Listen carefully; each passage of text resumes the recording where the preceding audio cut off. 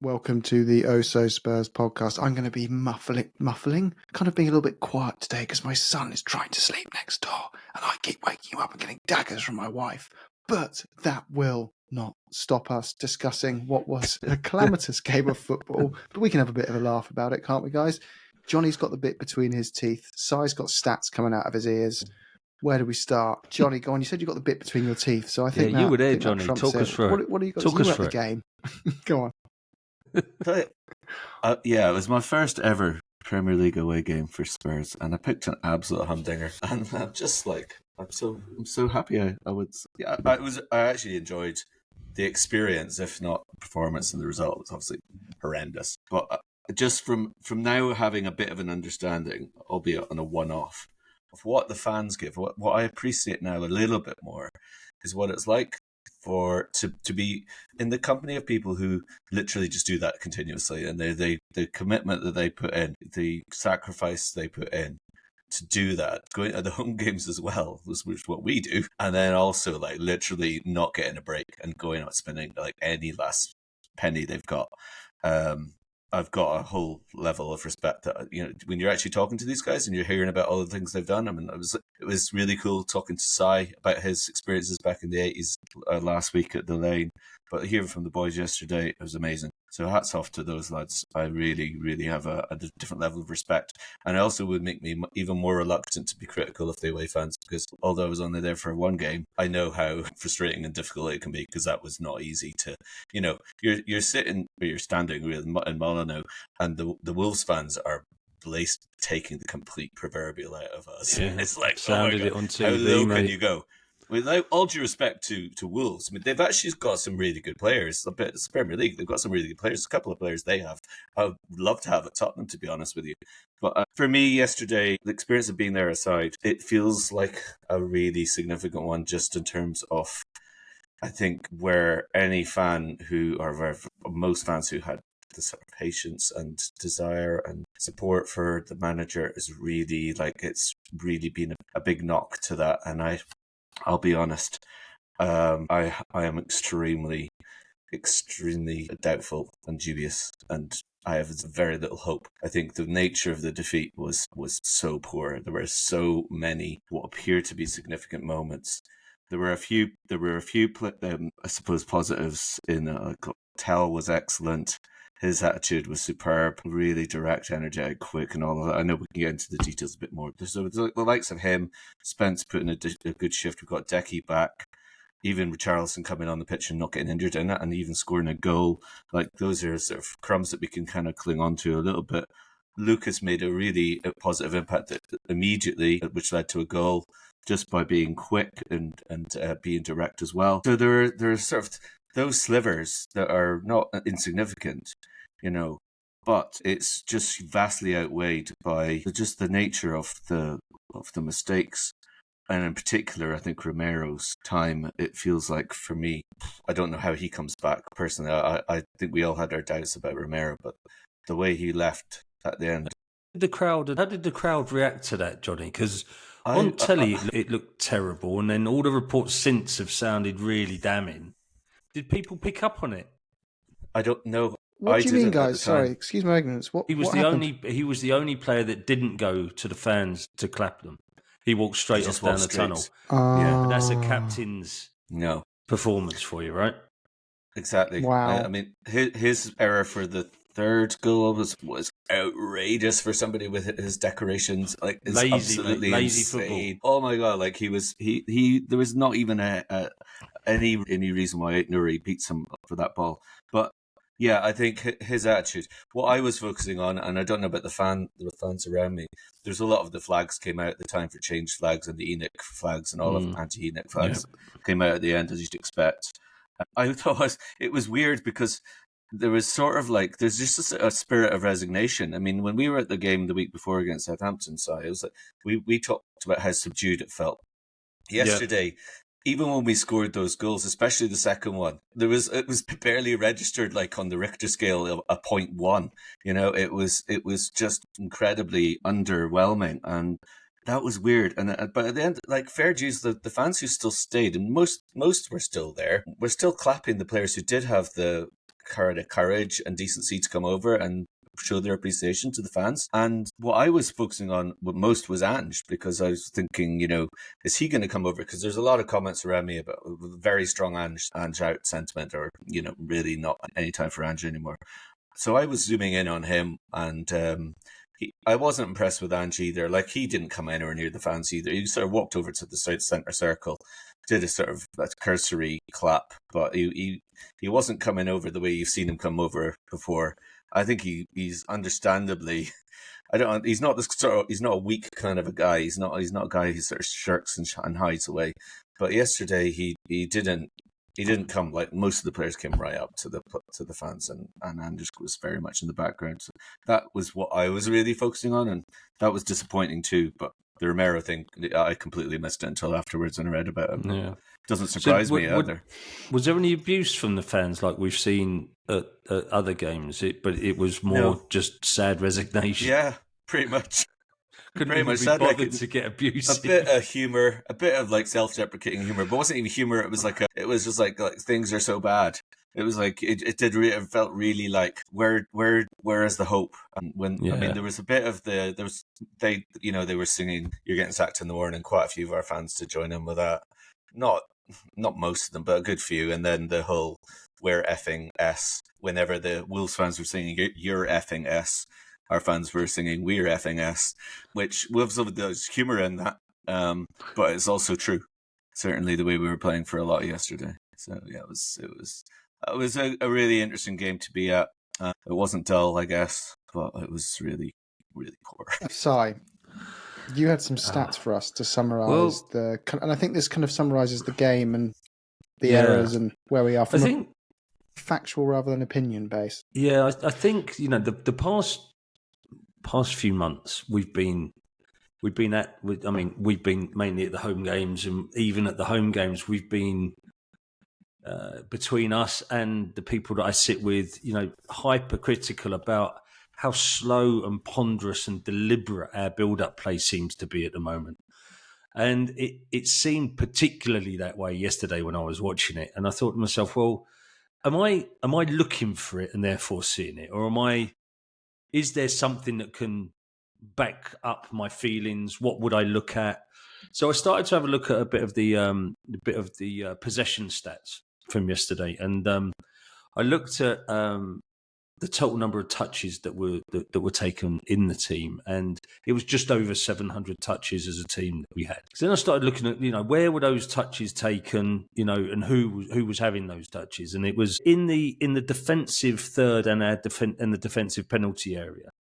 There was basically 280 touches out of that, so it was over a third of the touches were taken, or around about 30% were taken in the defensive third, which isn't a great stat anyway. And then I looked at, in that defensive third, who was having the most touches, and 200 of those 280 were between Davis and Romero. And then Spence was the next one. But then you look at Spence's other stats, and actually that wasn't bad that he was having that many touches. He was the one who made the most progressive carries. We made 9 progressive carries in the game, and he made 7 of them. So he was running, he was taking people on, and he was going past people. So you can sort of accept that a little bit. But getting 200 of your 280 touches from your 2 centre backs is just damning. And then I looked at the attacking third, and we only had 19 touches in their penalty area. Which, when you look at the start of the season, 19. Where we were topping the charts for touches in the opponent's penalty area. So I thought to myself, again, am I letting these stats cloud what I'm thinking? So I thought, what's a good game to maybe right at the start of the season to have a look at that is somewhat comparable? And I thought to myself, well, I'm going to take another loss, not a win, because I'll take another away game.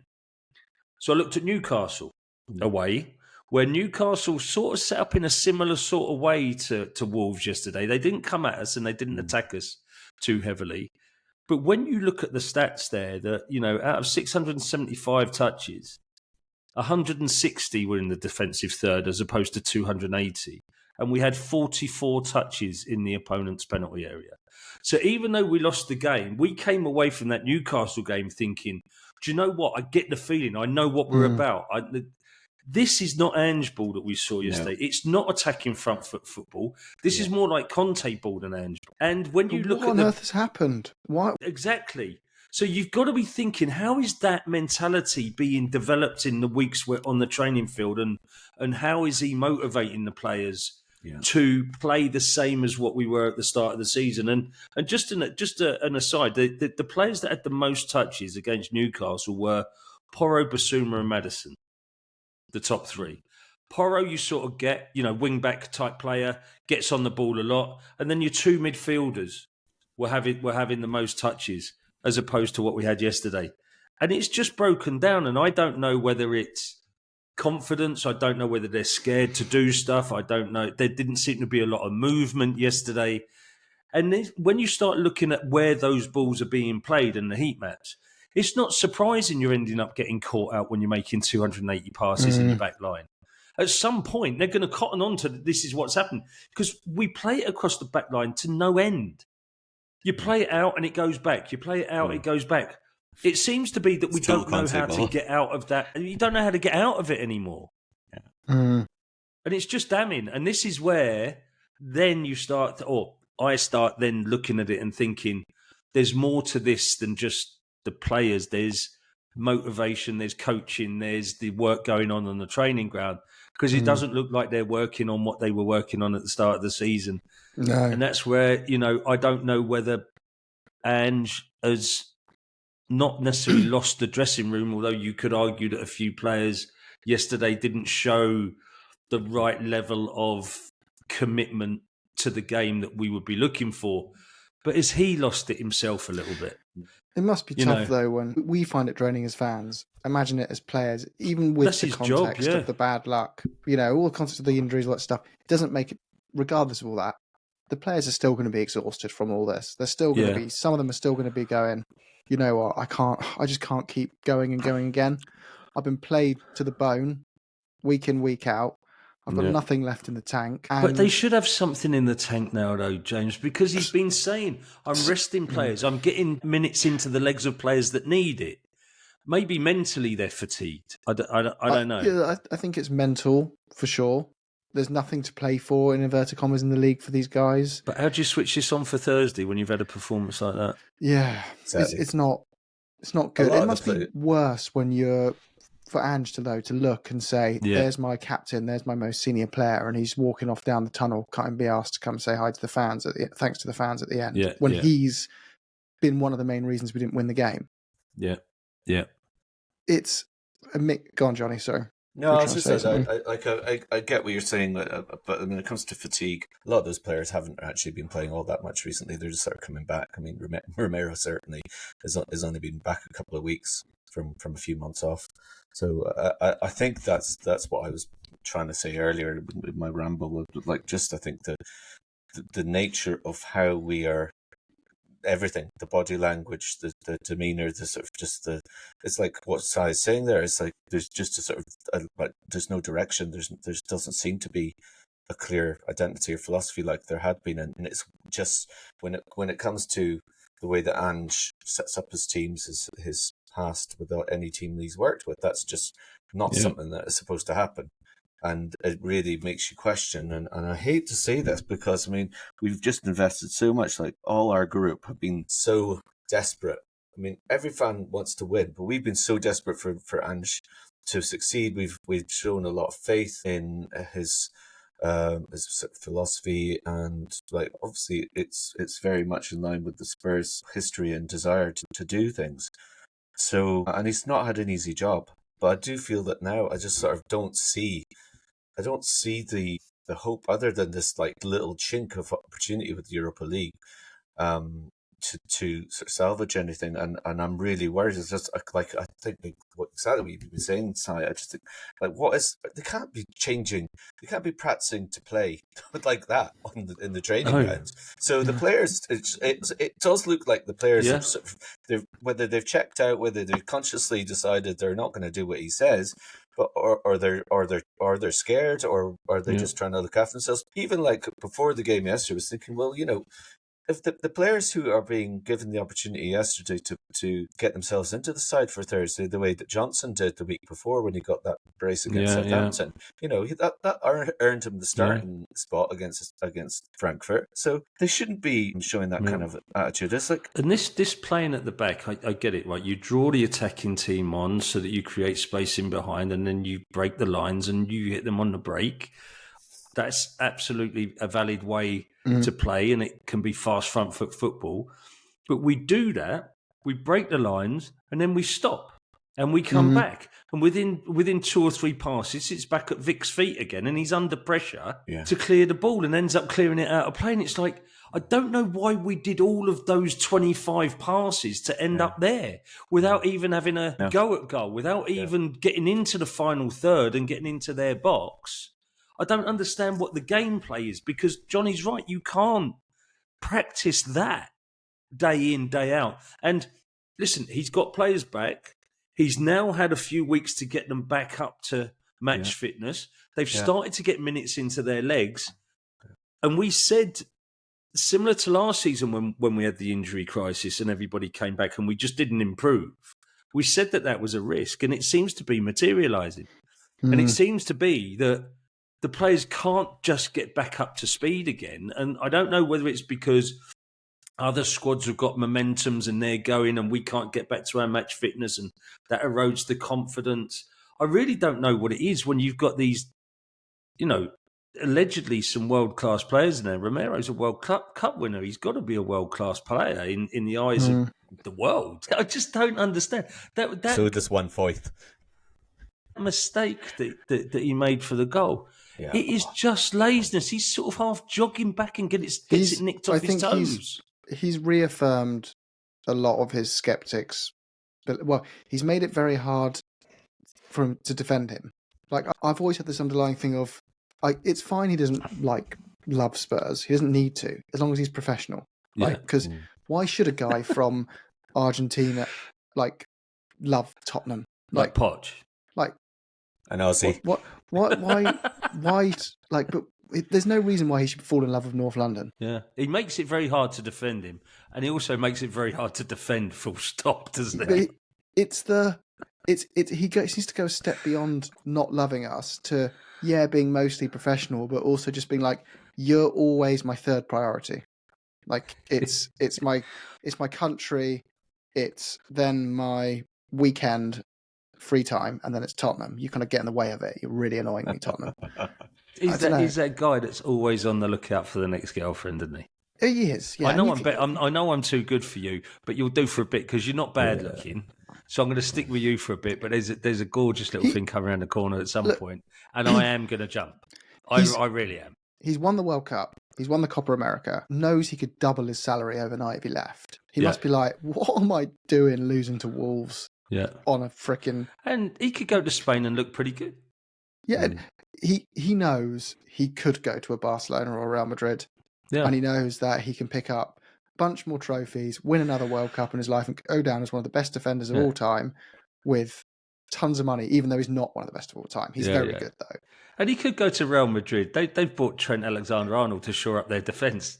That goes to show what sort of defenders can be good in Madrid, you know?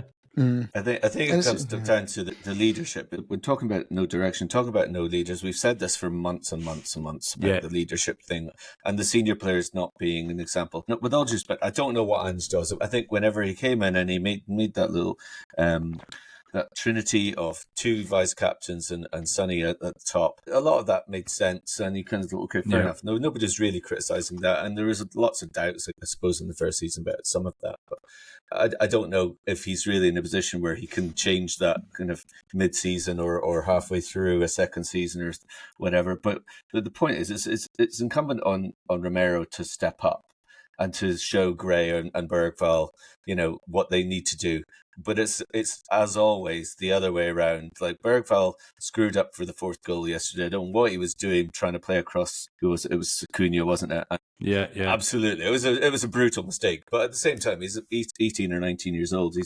He's going to make mistakes like that. He was devastated after At that least he result looked in a goal. He looked like he cared. And Bergvall is still one. I mean, he's had a really good season. He's one of the few shining lights. Yeah. But Romero is like, it wasn't just the third goal, the second goal as well. They got like he ball watched him. Manetzi comes in behind him.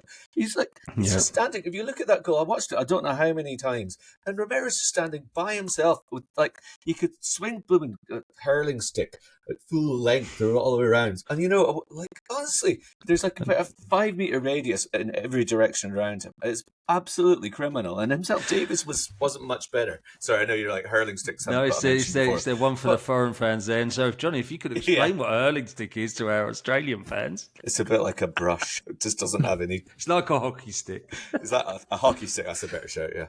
Honestly, so, the goal goes... We concede a goal and he sort of skips and turns around. It's like, what? Yeah. I just don't get it. You're paid. I don't know what you're getting paid, but it's probably on about 150,000 or something like that, I'm guessing. But 170, I think he's on. There you go. Like, seriously. It's absolutely shocking. It's criminal. It's like he's taken the complete... You know what? Yeah. It's like these boys... You can see why, even though like the salaries don't really actually make a material difference to your motivation. They don't. No, they don't. You can see why I think, Johnny, you've had a taste of what the away fans go through. Yeah. You can see why you can't help but say those things. Because you're like, I have forked out a fucking fortune on my situation. Exactly. And I could retire off 1 month's wages that you get.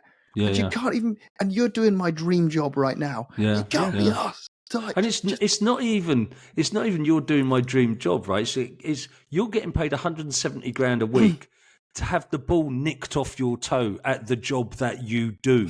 That is the basics of your job. That's the equivalent of me replying all to an email at work and putting some sort of dodgy joke in that email when I meant to reply to, and my boss going, listen, don't do that again. Yeah. And I do it the next week, and the next week, and the next week. Yeah, because when you get paid too much to do that, Si. Yeah, but who cares? One of the other companies in your industry can pay you twice as much if you leave to anyway. Send 2 of those a week. Yeah.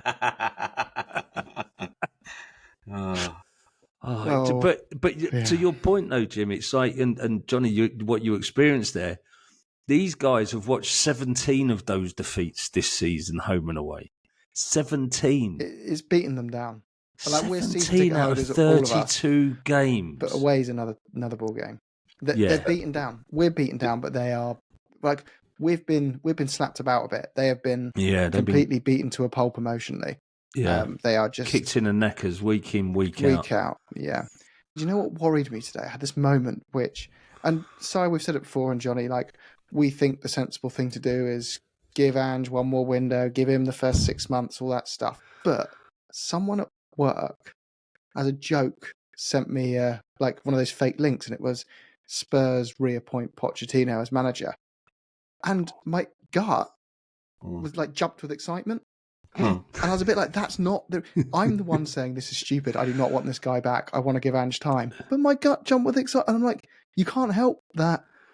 Maybe that's a sign that this thing has just run its course. Like, even the most stoic people who want to, and I want Ash to work for Ange, I think the reason it's failed is not all on him by any shape of imagination. No. And I think the way he's been treated by certain segments of certain, I'm not going to go dig at certain people, but some people have very publicly been really made his job harder than it needed to be when they're meant to be helping him. But it's gotten to that point where you're just thinking something different's the only answer. Yeah. No, I mean, we're past defending him now, aren't we? You can't. You can't. I mean, 3 months ago, if he'd have been sacked 3 months ago, I'd have been devastated. The best I can say now, like we said on the live one last night, Jim, if he gets sacked tonight, I'm ambivalent towards it. It's like, well, I feel sorry for him and I respect him. Yeah, but I can't defend 17 losses in a season. Even with the context, I'm just so beaten down. And I know it's not his fault. I just can't.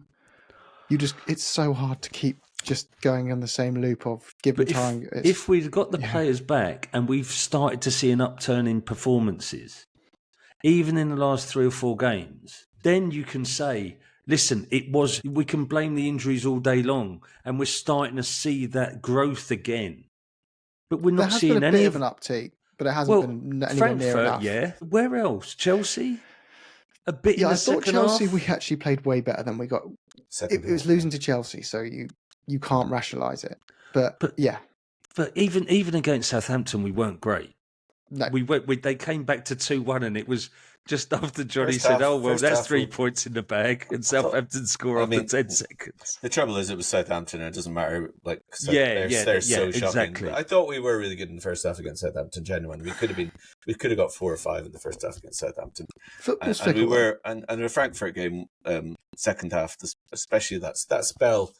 15, it felt really weird in the ground. Second half. It felt really weird in the ground now, because me and Ben came away saying that we thought that was average at best, with the first half being awful, and everybody was saying that as we came out of the ground. And I think it might have been driven by the fact that the attendance was so low, and the atmosphere was so flat. True.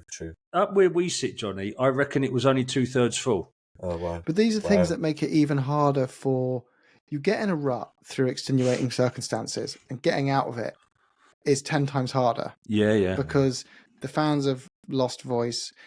Players have lost energy. There's nothing to play for.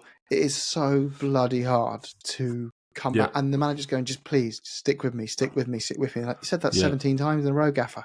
And then what happens is we're looking for the confirmation bias that we're shit. And when we're playing really well, if a pass goes astray, you don't really notice it so much. But when you're not playing very well and the results aren't going your way, every time a pass goes astray, you become hypersensitive and hypercritical to it. And that's natural that happens because it's happening so often. But, and then the fans get into that downward spiral where they're just looking for the negative, where they're looking for the negativity. And they do look for the negative. And they pounce on the negativity as well. We're in the ground, we're as bad as everybody else all the time, which, it just becomes really difficult to be positive, doesn't it? It does. I'll go in a minute, guys, but go on, John. No worries. Just to hop. The other thing that I didn't mention yesterday was that there was at halftime some Pochettino chanting going on from our lot. And it was noticeable. It was by no means like the majority, but there was quite a lot of Pochettino chanting. Yeah, well, he's not going to be in next year, is he? No, he's not. But I think it's interesting. I feel like that's kind of that ship sailed for me, to be honest. But like it's interesting to hear what Jim's kind of gut reaction was to that, that link that he was sent earlier. And I don't even think he's the right guy. No. It's just, I think it just summarises the situation that someone who's stoically defended Ange this whole time and still feels his situation is not as on him as it's made out to be, gets excited by the idea of a change, and not even a change to someone he thinks is great. Yeah. For what we need. There was a statement today from the Tottenham Spurs Supporters Trust. I don't know if you guys saw it, but it was talking in the bigger picture about what's the future, what's the direction, and there was there was one line I wrote down, which was, they said, "Where's the will to win?" And I think that really comes down to sort of something as simple as that. Yeah. Because the one thing we've not mentioned, which again is another huge flag for the issue that we have in terms of the mentality. Literally, you get back in the game, you score a goal, and first time, 5 minutes later, they get their third one. And the second one, it's a minute after we get our second, and think, okay, we might actually grab a ridiculous draw. Then that happens and they get their fourth. And I think that's actually, I don't think that's insignificant at all, the fact that we just seem to be, protect. But what you're told when you're a primary school footballer, isn't it like you're most vulnerable when you've just scored? And we just keep doing that. Well, it was like, and Si said it on the live show, it was like a lion was playing with a chicken, and it let us get out and run around and score a goal. Then it was just pin us back down and just get one back, and then let us run around again. It was like we were just being toyed with like a piece of meat that whole game. It just felt we'd get a goal and they'd be like, "Oh, for goodness sake, gotta get another one back again. Chill out." Wolves didn't need to be anything like Wolves or Lions. They literally just, they weren't bad. They've got some good players, but they literally that if you took the 4 mistakes out, like Ange saying, if you took the 4 mistakes out, we were still not good, and that's being polite. But it's not like they had to do anything. Like, the goals weren't because they were toying with us. We were just an inept chicken who just kept wanting to put our head in the jaws. We kept of the letting the lion lion out of the cage. So, like, Chase seriously, me. I think that's the beat problem. ourselves. We keep 100%. beating ourselves every Yes. week. We do. And it's like, yes, do. if you take out the 4 goals we basically scored against ourselves, we looked all right. Yeah. But that's fine. If you discount all the goals that are scored against us this season, we're top of the We league. looked all right. Yeah, that's the problem. But If Banana had wheels, she'd be a I bike. feel like everything in the universe that could have gone against Ange has, and it's led to this moment of like, do you remember we were worried that his cough was going to be something more serious because we were so desperate to cling on to him? Yes. And then the universe went, no, you don't. I've got a better idea. I know what's even worse than that cough keeping him out of work. I'm going to make you suffer now. I'm going to like destroy every good thing around him. And you. Anyway, I do need to jump, but do subscribe for part 2, which will be Like the and Eintracht subscribe, Frankfurt people, come on. preview, which we're going Tomorrow, to do as right? well. Well, yeah. We'll record tomorrow. People listening to this, it will come out tomorrow.